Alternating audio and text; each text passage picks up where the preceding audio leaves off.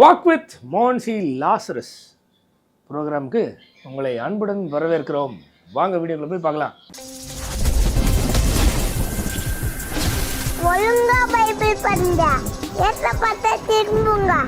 பாத்தீங்களா, இது நிறைய கேங்குருஸ்ல பலவிதமான கேங்குருஸ் இருக்குது. கங்காரு அப்படின்னு சொல்றோம்ல, விதவிதமான கேங்குருஸ் இருக்கிறது. இது வல்லபி அப்படின்னு சொல்றாங்க. சின்ன குட்டியா இருக்குது, கலர் கொஞ்சம் வித்தியாசமா இருக்குது. இது மாதிரி நிறைய இருக்கிறது. தாத்தா ஆஸ்திரேலியா போயிட்டாரு, ஒரு பார்க்குக்கு போயிட்டாரு. அந்த பார்க்லேயே 4-5 நாளைக்கு வீடியோ எடுத்துட்டு டெய்லி புதுசாக ஆண்டவரோட வாக் வித் ஜீசஸ் அப்படின்னு ஒரு ப்ரோக்ராம் நடத்துறதா மக்கள்கிட்ட பவுலா பண்ணி ஒரே நாள் விட்ட புருடாவை டெய்லி போட்டுட்டு இருக்காரு. சரி, இந்த நாள்ல ஆண்டவர் உங்களுக்கு என்ன வசனம் வச்சிருக்கிறார் தெரியுமா? போன வீடியோவில் ஆண்டவர் இந்த நாளில் எனக்கு என்ன கொடுத்தாரு தெரியுமா அப்படின்னு ஆரம்பித்தார். இப்போது உங்களுக்கு என்ன கொடுத்தாரு தெரியுமா அப்படின்னு ஆரம்பிக்கிறாரு. ஆனால் ஆண்டவர் சொல்லாததை சொன்னதாக சொல்லி பறைசாற்றுகிற கள்ளத்தீர்க்கதரிசி தான் மோன்சி தாத்தா. ஆத்திராமம் 34 வசனம், உன்னோடு கூட இருந்து நான் செய்யும் காரியம் பயங்கரமாக இருக்கும். போன பதிவில் யாத்ராகமம் அதே 34 அதிகாரத்தில் 24 வசனத்தில் ஒரு சின்ன பகுதியை மட்டும் அவுட் ஆஃப் கான்டெக்ட்ல எடுத்து ஏமாத்தினாரு.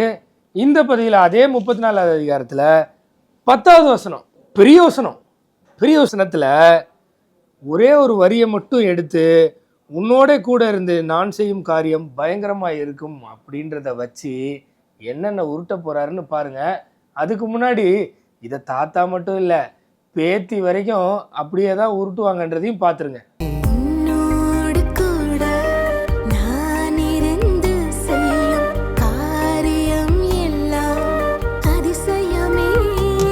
பார்த்தீங்களா, பயங்கரமா இருக்கா? தேவன் பயங்கரமான காரியத்தை செய்கிறவர். அவர் பயங்கரமான பராக்கிரமசாலி இருக்கிறவர் என்று வேதம் சொல்லுகிறது. தேவன் பயங்கரமான பராக்கிரமசாலி, பயங்கரமான பராக்கிரம செய்கிறவர் இப்படியெல்லாம் சொல்றாரு. எதுக்கு? இவருடைய கதையை அளந்து விட்டு ஆண்டவர் சொன்னதா சொல்றதுக்கு. அப்ப ஆண்டவர் உங்க கூட இருந்தா உங்க மூலமா பயங்கரமான காரியம் நடக்கும். அது மக்களை பயமுறுத்துகிற காரியம் இல்ல, மக்களுக்கு நன்மை செய்கிற காரியம், விடுதலை கொடுக்கிற காரியம், சுகம் கொடுக்கிற காரியம், மக்களை ஆறுதல் படுத்துகிற காரியம் உங்களை கொண்டு ஆண்டவர் செய்வாராம். அது மக்களை பயமுறுத்துற காரியம் அல்ல, உங்களை கொண்டு. இதெல்லாம் பைபிளில் இருக்கா? அந்த வசனத்தில் இருக்கா? அப்படியா இருக்கு? முன்ன பின்ன அந்த வசனத்தை ஒரே ஒரு முறை படிச்சிருக்கீங்களா? நீங்கள் யாருமே படிக்க மாட்டீங்கன்ற தைரியத்தில் தான் இந்த தாத்தா ரொம்ப வருஷமாக பொய் சொல்லி ஏமாற்றிட்டே இருக்கார். நான் படிக்கிறேன், காது கொடுத்தாவது கேளுங்க. யாத்திராகமம் 34:10. அதற்கு அவர், இதோ நான் ஒரு உடன்படிக்கையே பண்ணுகிறேன். யார்கிட்ட பண்ணுறாரு? அந்த பர்டிகுலர் மக்கள்கிட்ட. பூமி எங்கும் எந்த ஜாதிகளிடத்திலும் செய்யப்படாத அதிசயங்களை உன் ஜனங்கள் எல்லாருக்கு முன்பாகவும் செய்வேன். உன்னை வைத்து செய்வேன் இல்லை, உன் ஜனங்கள் எல்லாருக்கும் முன்பாக ஆண்டவர் செய்வேன்னு சொல்கிறாரு. உன்னோட கூட இருக்கிற ஜனங்கள் எல்லாரும் கர்த்தருடைய செய்கையை காண்பார்கள். உன்னோட கூட கர்த்தருடைய செய்கையில் காண்பார்கள், அதான் வசனமே தவிர உன்னை கொண்டு கர்த்தர் செய்கிற காரியத்தை காண்பார்கள் இல்லை. சரியா? கர்த்தருடைய செய்கையை காண்பார்கள். உன்னோட கூட இருந்து நான் செய்யும் காரியம் பயங்கரமாக இருக்கும். பயங்கரமாக இருக்கும். இது ஆண்டவர் சொன்னது. இவர் பயங்கரம்னா உன்னை கொண்டு மக்களுக்கு சுகத்தை கொடுப்பார், அதை கொடுப்பார், இதை கொடுப்பார். அந்த பயங்கரமாக இருக்கும். எப்படிலாம் இருந்ததுன்னு படித்து பார்த்துருக்கணும்ல. அதெல்லாம் நமக்கு எதுக்கு? அந்த வசனம் யாருக்கு உடன்படிக்கை பண்ணி என்ன சொன்னால் எனக்கு என்ன? எனக்கு இந்த ஒரு வார்த்தையை வச்சு மக்களை அப்படியே தடவி கொடுத்து மயக்கணும், அவ்வளோதான். நீங்கள் என்னடான்னா எனக்கு ஆறுதல் வேணும், எனக்கு சுகம் வேணும், எனக்கு விடுதலை வேணும்னு நினைக்கிறீங்கல்ல. ஆண்டவர் சொல்றாரு, உன்னை கொண்டு நான் அநேகருக்கு பயங்கரமான காரியத்தை செய்வேன், உன்னை கொண்டு அநேகரை குணமாக்குவேன், அற்புதம் செய்வேன்னு சொல்றாரு. ஆண்டவர் சொல்லாததை சொன்னா அவன் யாருன்னு நம்ம பார்த்தோம்? கள்ளத்தீர்க்கதரிசி. அப்போ இந்த தாத்தாவும் யார் தான்? கள்ளத்தீர்க்கதரிசி. அப்போ இந்த தாத்தாவை குறித்து பயப்பட வேணாம். ரொம்ப பேசுறியே அப்படின்னு கேட்டிங்கன்னா அடுத்த வசனம் படிக்கிறேன், அதையும் கேட்டுட்டு பேசுங்க. இன்று நான் உனக்கு கட்டளை இடுகிறதை கைக்கொள். அன்னைக்கு ஆண்டவர் அவங்களுக்கு கட்டளை இட்டதை அவங்க கை கொள்ளணும், நீங்களோ நானோ இல்லை. எமோரியனையும் கானானியனையும் ஏத்தியனையும் பெரிசியனையும் ஏவியனையும் எபூசியனையும் உனக்கு முன்பாக துரத்தி விடுகிறேன். இப்போ இந்த தாத்தா என்ன சொல்றாரு? பயங்கரம்னா அப்படி இல்லை, அவருக்கு உன் மூலமா நன்மை செய்வார், துரத்தி விடுறேன்றார் ஆண்டவர். அதான் நன்மையா தாத்தா? சொல்லு தாத்தா. இல்லை தாத்தாவுடைய அடிச்சுவடுகளை ஃபாலோ பண்ணிட்டு, இல்லை தாத்தாவை தெய்வமாக கொண்ட ஜனங்கள் சண்டைக்கு வருவீங்களே, நீங்கள் தான் சொல்லுங்கள். அதுக்கு நீங்கள் ஒப்பு கொடுத்தா போதும். ஆண்டவரை என் கூட இருந்து, நான் என் கூட படிக்கிறவங்க, வேலை செய்கிறவங்க, நான் இருக்கிற வசிக்கிற இடத்துல உள்ளவங்களுக்கு நீங்கள் பயங்கரமான அற்புதத்தை செய்யணும். நீங்கள் விசுவாசித்து கேட்டால் உங்களை கொண்டு ஆண்டவர் செய்வார். அப்படியா அந்த வசனம் இருக்குது? ஏற்கனவே படித்தோம். சரி, அதுக்கு அடுத்த வசனத்தை படிப்போம். நீ போய் சேருகிற தேசத்தின் குடிகளோடு உடன்படிக்கை பண்ணாதபடிக்கு எச்சரிக்கையாயிரு, பண்ணினால் அது உனக்கு நடுவில் கண்ணியாக இருக்கும். இப்போ மோகன்சி போகிற இடத்துல எங்கேயும் சேர மாட்டாரா? இது மோகன்சிக்கும் மோகன்சியோட பக்தர்களுக்கும் சொல்லப்பட்ட வசனமா?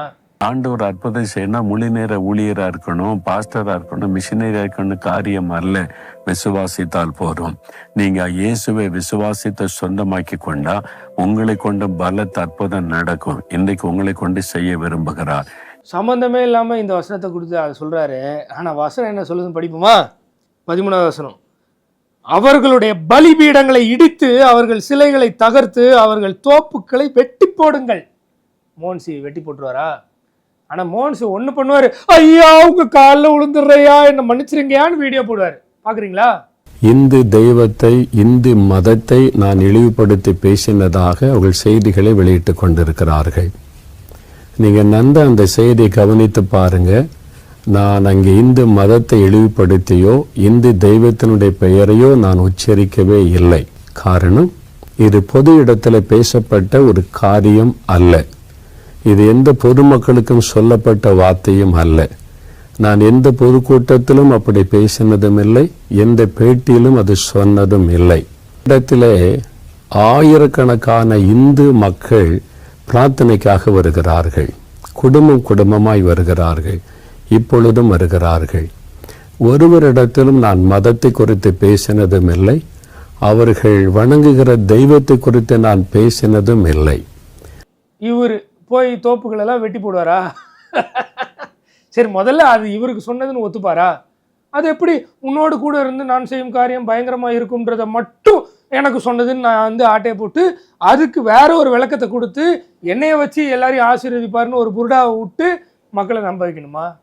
எதுக்கு? ஆண்டவர் சொன்னதை சொல்லி நம்ப வச்சா பத்தாதா? எவனாகலும் ஒருவன் என்னை பின்பற்ற விரும்பினால் எல்லாத்தையும் விட்டுவா, அது தேவையில்லை. என் நிமித்தம் நீங்கள் பாடுகள், அதெல்லாம் தேவையில்லை. ஆண்டவர் சொல்லாத ஒரு வசனத்தை அவுட் ஆஃப் கான்டெக்ட்ல எடுத்து அவங்களுக்கு சொல்லலைன்றதையும் பரவாயில்ல, மீறி சொல்லாத ஒன்றை சொல்லி அதை ஆண்டவர் செய்வார்னு போய் சொல்றதா? விசுவாசிக்கிறீங்களா? ஆண்டவர் கொடுத்த வாக்குத்தத்தத்தை உங்களுக்கு சொந்தமாக்குறீங்களா?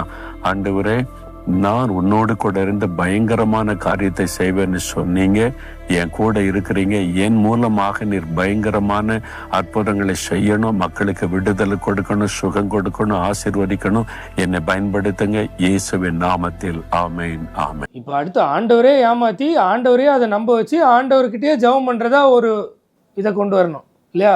அப்போ உன்னோட கூட இருந்து நான் செய்யும் காரியம் பயங்கரமா இருக்கும்னு இஸ்ரேல் மக்கள்கிட்ட அந்த பர்டிகுலர் டைம்ல சொன்னது உங்களுக்கு பொருந்தும்னு பொய் சொன்னீங்கன்னா, அப்போ அதுக்கு கீழே வர இந்த வசனமும் உங்களுக்கு பொருந்தணும்ல? பொருந்துமா? 15. அந்த தேசத்தின் குடிகளோட உடன்படிக்கை பண்ணுவாய், ஆனால் அவர்கள் தங்கள் தேவர்களை சோரமார்க்கமாய் பின்பற்றி தங்களுடைய தேவர்களுக்கு பலியிடுவார்கள். ஒருவன் உன்னை அழைக்கையில் நீ போய் அவன் பலியிட்டதிலே புசிப்பாய். அவர்கள் குமாரத்திகளில் உன் குமாரருக்கு பெண்களை கொள்ளுவாய்.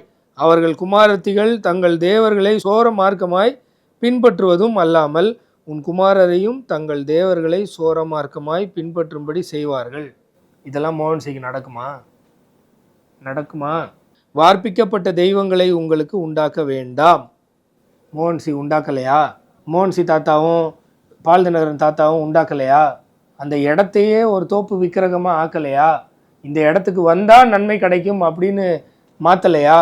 தொடர்ந்து 21 வருஷமா நாங்கள் வந்துட்டு இருக்கோம். ஒவ்வொரு வருஷமும் ஆண்டவர் எங்களுக்கு ஒரு அற்புதம் செஞ்சுட்டு இருக்காப்ல. இங்கே வர்றதுனால மோகனங்கள் நிறைய ஆலோசனை கொடுக்குறாங்க. அதன்படி நம்ம ஜெபிக்கும் போது கர்த்தர் ஆசீர்வாதம் ஆட்டோமேட்டிக்காக கட்டளை எடுக்கிறார். ஜெபமலைக்கு நாங்கள் 10 வருஷமா வந்துகிட்டு இருக்கோம். வீட்டுக்காக ஜெபம் பண்ணோம். கடவுள் நிரந்தரமாக ஒரு வீட்டை கொடுத்தாரு. இந்த ஜெபமலை உலகெங்கும் ஆசீர்வாதமாக இருக்கணும். தோப்பு விக்கிரகமாக ஆக்கிறதே இவர் தான். ஆக்கிட்டு ஆண்டவர் இஸ்ரேல் மக்களுக்கு எப்போ ஒரு காலகட்டத்தில் சொன்னதை அவுட் ஆஃப் கான்டெக்ஸ்டில் அதுவும் ஒரு 4 வார்த்தையை எடுத்து வச்சு மக்களை ஏமாத்துறதும் இல்லாமல் தன்னைத்தானே ஏமாத்திட்டு இருக்காரு. எப்படி? ஆண்டவர்கிட்ட அவர் ஜெபிக்கிறாராம். இதுக்கு மேலேயும் அவர் தேவ மனிதன், அவர் பின்னாடி போவோம், ஆண்டவரும் அவருடைய வார்த்தையும் எனக்கு தேவையே இல்லை அப்படின்னு நீங்கள் சொன்னீங்கன்னா நாங்கள் பொறுப்பு இல்லை. சொல்ல மறந்துட்டேன், அவர் அந்த ஆஸ்திரேலியா பார்க்கில் இருந்து இன்னும் 2-3 வீடியோ போட்டிருப்பாரு. கூடிய விரைவில் அதையும் சேர்த்து பைபிள் ஆதாரத்தோட வெட்ட வெளிச்சமாக இந்த தாத்தா கள்ள தீர்க்கதரிசி தான்னு ப்ரூஃபோட நிரூபிப்போம்.